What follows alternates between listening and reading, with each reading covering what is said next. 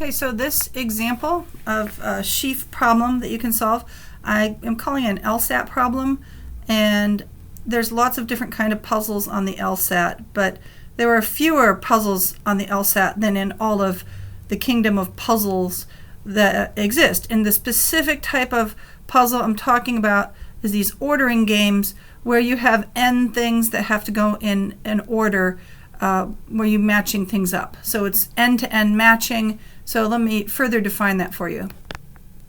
So it's this type of problem where you have 4 items and they have to go in a line, or they have to be somehow matched up in such a way that you're going to end up with a grid. And the kind of grid you're going to end up with, you're going to put one attribute down the column or across the top.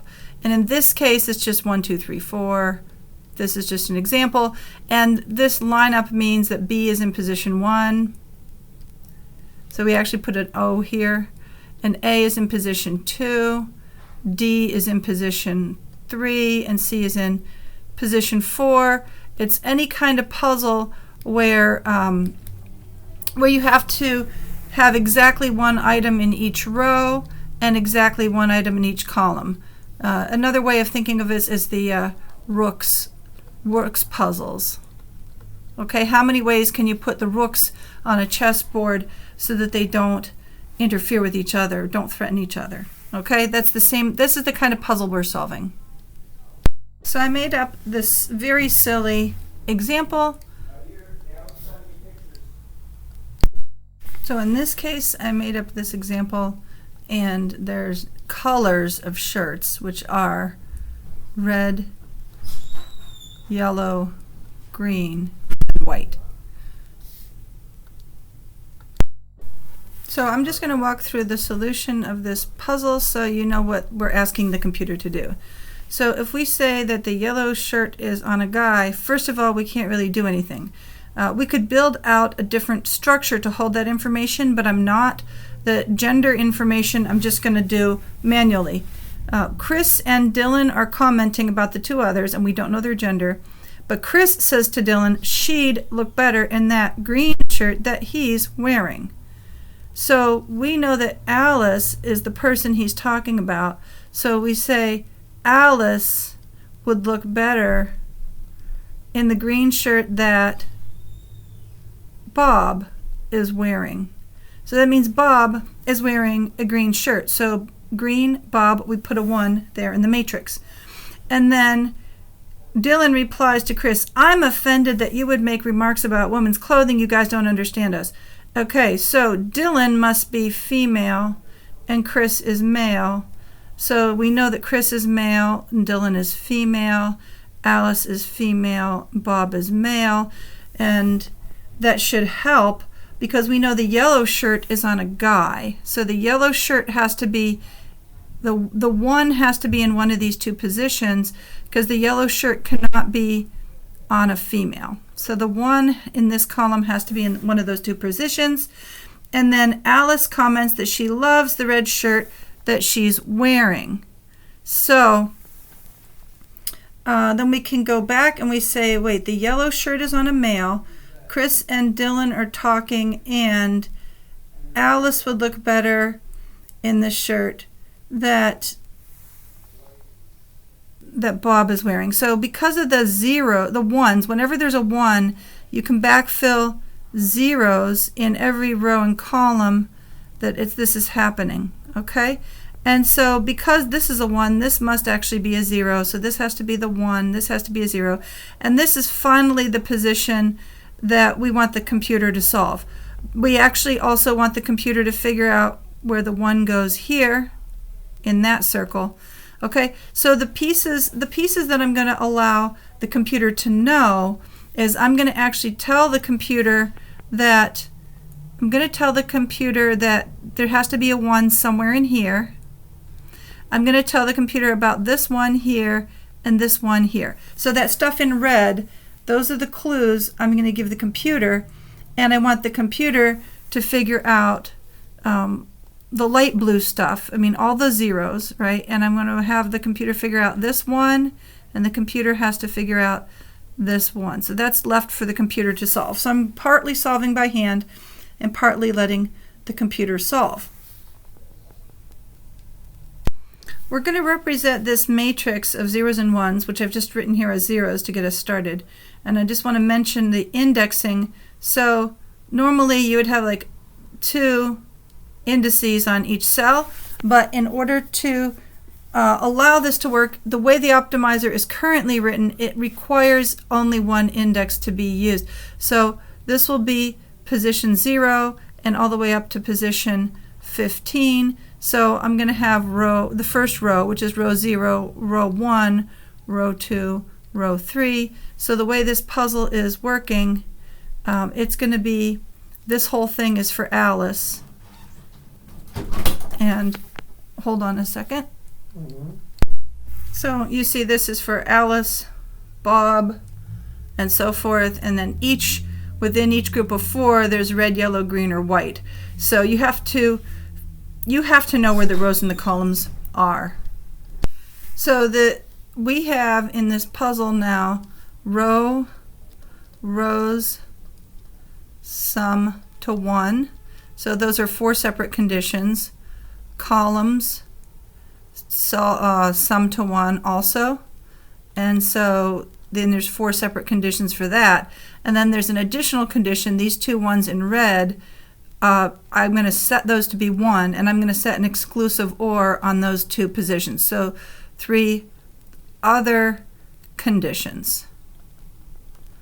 Okay, and then we'll see what happens and come back to the drawing board and see why we need additional help beyond that.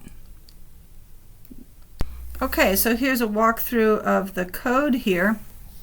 So we have the usual imports and the usual definitions. And this is what I was just talking about on the, we have the sheaf, which is going to be the matrix, but it's flattened. And we have these guys, which are going to test to see if the row sums are correct. These guys are going to test to see if the column sums are correct. And these guys are going to test those other 3 conditions. And this is the exclusive OR, which I'm going to implement by saying they have to sum to 1, but multiply to 0. So the only way to satisfy that is that 1 is a 1 and 1 is a 0. Okay, so then we move on to the cofaces, and these cofaces here insist that all the row sums, well, together with the condition, for example, down below, it shows that all the row sums have to be correct, and this is for the column sums, and again, this is for the other conditions. Okay, moving along. So you can plot this. We can go ahead and see what that looks like. And then we're going to put data on the cells. You can start this with whatever you want. I think I just started this with the identity matrix to start. So the identity matrix isn't far from the solution, but you can start this, you can change this. You can make whatever starting position you want, but I just started with the identity matrix.